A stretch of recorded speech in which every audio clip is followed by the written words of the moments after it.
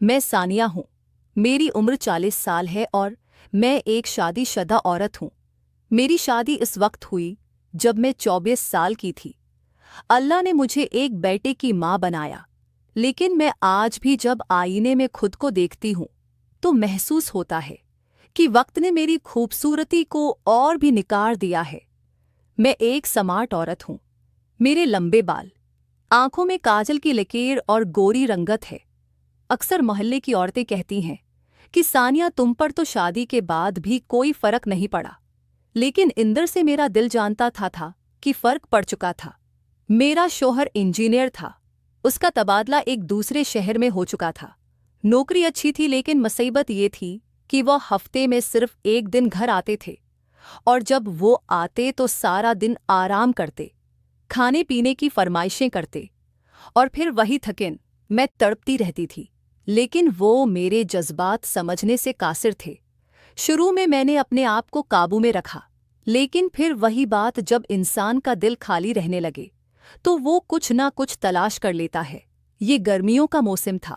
मेरा बेटा दोपहर को दूध पीकर सव्या हुआ था और मैं भी टीवी देखते हुए सो गया। अचानक दरवाजे पर दस्तक हुई। मैंने दरवाजे के पीछे से आवाज दी कि बाहर कौन है। बाहर से मर्दाना आवाज आई, बीबी कालीन खरीदना है। मैंने झांक कर देखा तो एक मजबूत जिस्म वाला पठान दरवाजे पर खड़ा था। उसकी उम्र 50 साल के करीब थी। वो पसीने में शराबूर, हाथ में 2-3 कालीन थामे। गर्मी के आलम में उसकी शख्सियत में एक अजीब कशिश थी।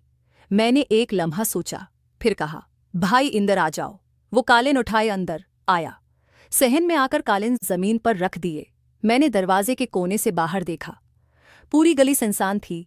मैंने फौरन दरवाज़ा बंद कर लिया। मैंने कुर्सी की तरफ इशारा किया। मैंने कहा, भाई यहाँ बैठ जाओ। वो खामोशी के साथ बैठ गया। कहने लगा, बीबी, थोड़ा पानी मिल सकता है।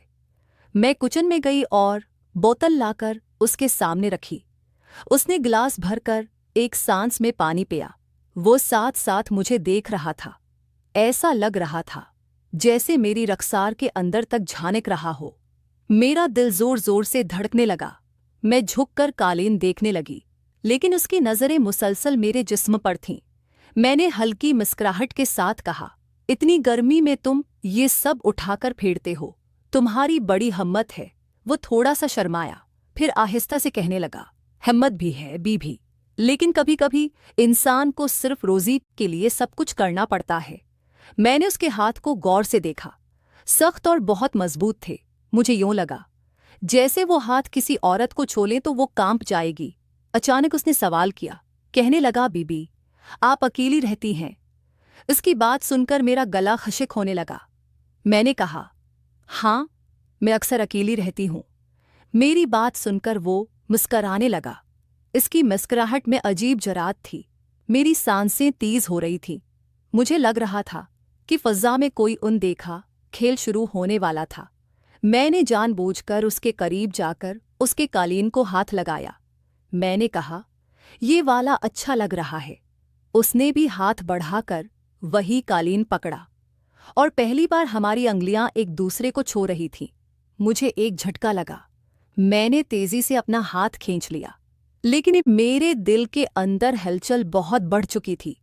वो मुझसे कहने लगा, बीवी, आप मुझसे कुछ कहना चाहती हैं? उसकी बात सुनकर मेरी हिम्मत बढ़ी।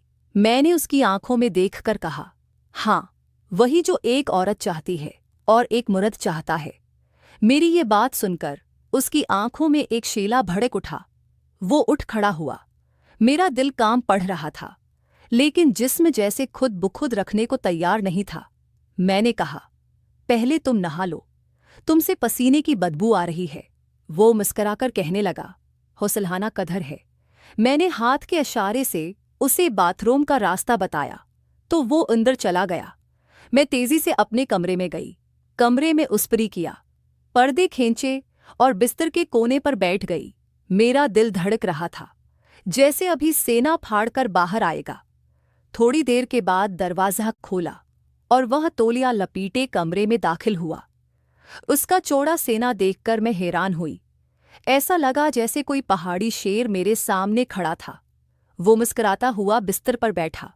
मेरा दिल चाह रहा था कि मैं अपनी आंखें बंद कर लूं और उस वक्त को यहाँ रोक दूं। बस यही वो लम्हा था जहां से मेरी कहानी ने वो मोड़ लिया जिसका मैंने कभी सोचा नहीं था। कमरे की फजा बदल चुकी थी। खिड़की से आती हल्की हुआ और सामने तौलिया लपेटे वो बैठा हुआ था। ये सब कुछ किसी ख्वाब की तरह लग रहा था। मेरे दिल की धड़कन कानों तक सुनाई दे रही थी। मैंने हिम्मत की और उससे कहा, इतना काम करने के बाद तुम थकते नहीं हो? वो मुस्कुराता कहने लगा, बीबी जी की थकिन है, लेकिन सामने आप बैठी हैं, थकिन भला कहाँ बाकी रहती है। इसकी बात सुनते ही मेरे अंदर की औरत जैसे जाग उठी।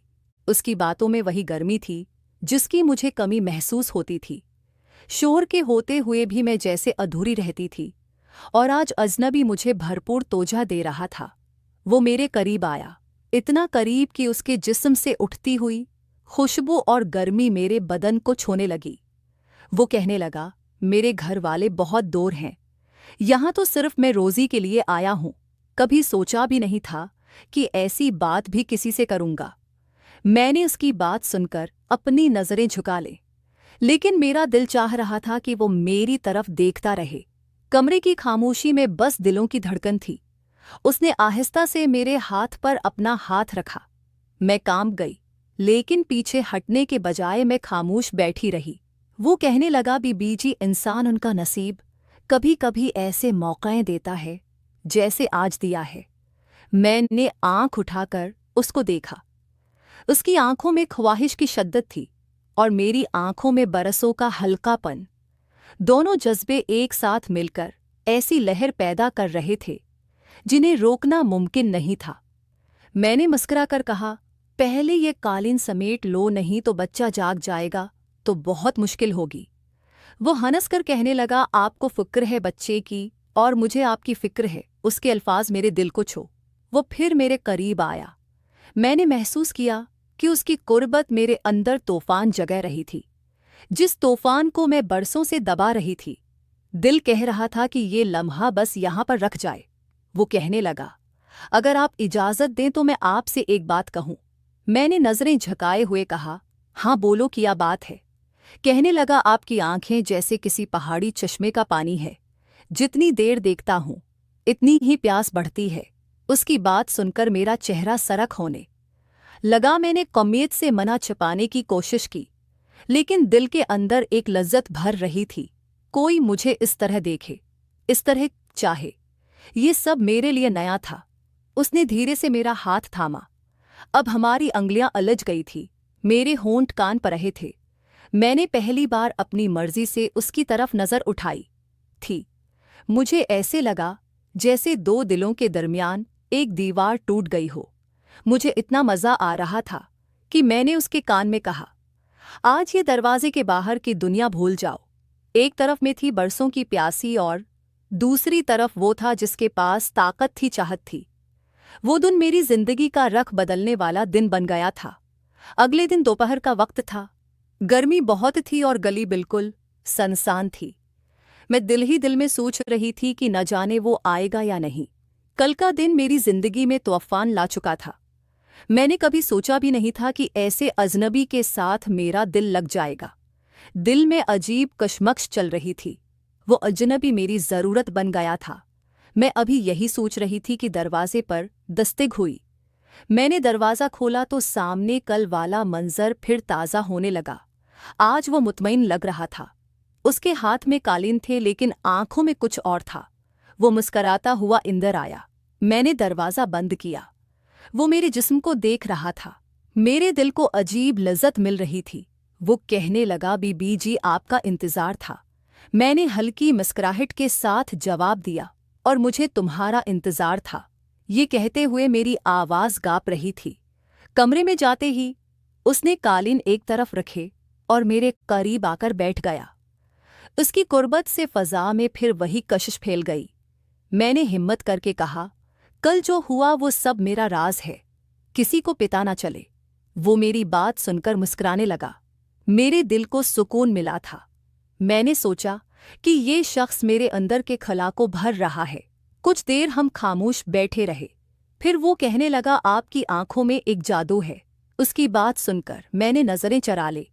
लेकिन मेरा दिल इंदर से बहुत खुश था। ऐसी बातें मुझे कभी सुनने को नहीं मिलती थी। उसने मेरा हाथ फिर से थाम लिया। इस बार मैंने हाथ नहीं खींचा। यूं लगा जैसे दोनों के दरमियान एक नया रिश्ता वजूद में आ चुका हो। मेरी सांस तेज हो रही थी, लेकिन दिल चाह रहा था कि ये लम्हा कभी खत्म ना हो। मैंने आहिस्ता से कहा, तुम जानते हो कि मेरा शौहर हफ्ते में सिर्फ एक बार आता है, बाकी दिन में बस तन्हा रहती हूँ। वो धीरे से कहने लगा, बाकी दिन की सारी तन्हाई अब मेरी है। आपका दिल अधूरा नहीं रहेगा। इसकी बात सुनकर मैं कांप उठी। उसके अल्फाज